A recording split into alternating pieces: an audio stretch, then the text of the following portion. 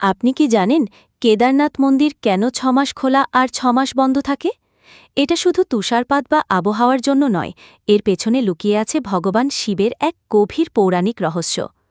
মহাভারতের ভয়ঙ্কর যুদ্ধের পরে পাণ্ডবরা তাদের পাপ মোচনের জন্য শিবের শরণ নেন, কিন্তু ভগবান শিব তাদের এড়িয়ে যান এবং হিমালয়ে বৃষভ অর্থাৎ ষাঁড়ের রূপ ধারণ করে লুকিয়ে পড়েন। ভীম সেই বৃষভকে চিনে ফেলেন এবং তার পেছনের অংশ ধরে ফেলতেই শিব অদৃশ্য হয়ে যান। তখন তার দেহ ৫ ভাগে বিভক্ত হয়ে ৫ স্থানে প্রকাশ পায়, যা আজ পঞ্চকেদার নামে পরিচিত। কেদারনাথে পূজিত হয় ভগবান শিবের পৃষ্ঠদেশ। শাস্ত্র অনুযায়ী শীতকালে হিমালয় অঞ্চলে ভগবান শিব গভীর তপস্যায় লীন থাকেন। এই সময় তিনি মানুষের পূজা গ্রহণ করেন না, তাই কার্তিক মাসে কেদারনাথ মন্দিরের দ্বার বন্ধ করে দেওয়া হয়। বিশ্বাস করা হয় এই ৬ মাস কেদারনাথে মানুষের পরিবর্তে দেবতা ও নাথ যোগীরা শিবের পূজা করেন।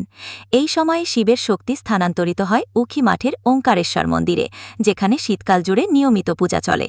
অক্ষয় তৃতীয়ার শুভ দিনে আবার কেদারনাথের দরজা খুলে যায়, ভক্তদের জন্য, ভক্তির জন্য আর শিবের আশীর্বাদের জন্য।